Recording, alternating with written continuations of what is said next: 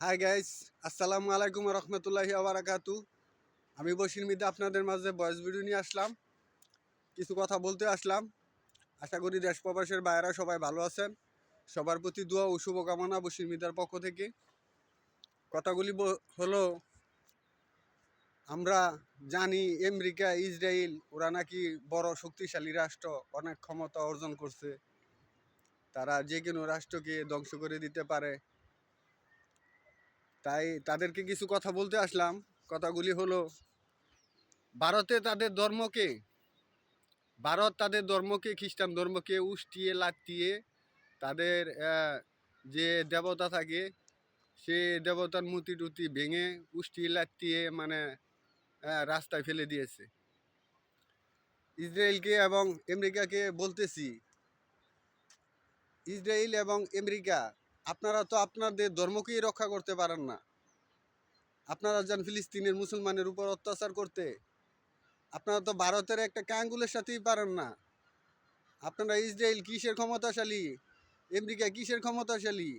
আপনাদের ধর্মের লোককে ডাইরেক্ট লাইতেছে ডাইরেক্ট ওপেন কুকুরের চেয়ে অদম।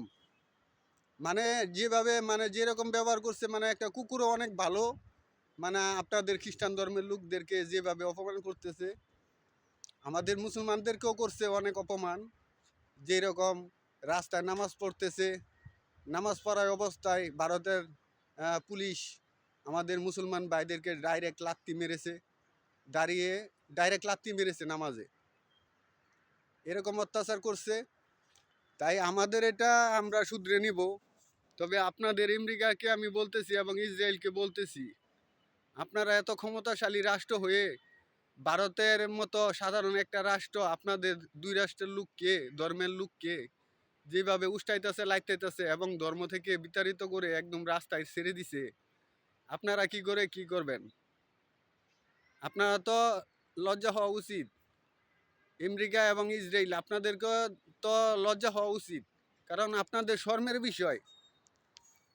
যেভাবে আপনাদের ধর্মের লোককে, খ্রিস্টান ধর্মের লোককে যেভাবে লাইতে উষ্টাইয়া কুকুরের চেয়ে অদম অদম কুকুরের চেয়ে অদম বানিয়ে দিয়েছে আপনাদের খ্রিস্টান ধর্মের লোককে। আমি আপনাদের মাঝে এই ভিডিওটা রাখলাম। আপনারা দুইটা রাষ্ট্র নাকি অনেক ক্ষমতাশালী আমি শুনি বাংলাদেশ থেকে। তো ক্ষমতাশালী হলে তো ধর্মের জন্য প্রতিবাদ করা দরকার। ধর্মের জন্য প্রতিবাদ করুন। আপনারা ভারতকে বুঝিয়ে দেন, আপনারা ইসরায়েল এবং আমেরিকা, আপনারাও যাতে যে ক্ষমতাশালী আপনারা বুঝিয়ে দেন ভারতকে, যাতে মুসলমান ধর্মের উপর আর অত্যাচার করতে না পারে, আপনাদের খ্রিস্টান ধর্মের উপরও যাতে অত্যাচার করতে না পারে। এটুকু শুধু আপনাদেরকে বললাম। আর আমার এই ভিডিওটি বেশি বেশি করে শেয়ার কপি লিঙ্ক করবেন, যাতে আমেরিকাতে গিয়ে পৌঁছায়। এবং বাংলাদেশের যদি কোনো ভাই থেকে থাকে আমেরিকার লোককে, যাতে আমার কথাগুলি মানে বুঝিয়ে দেয়।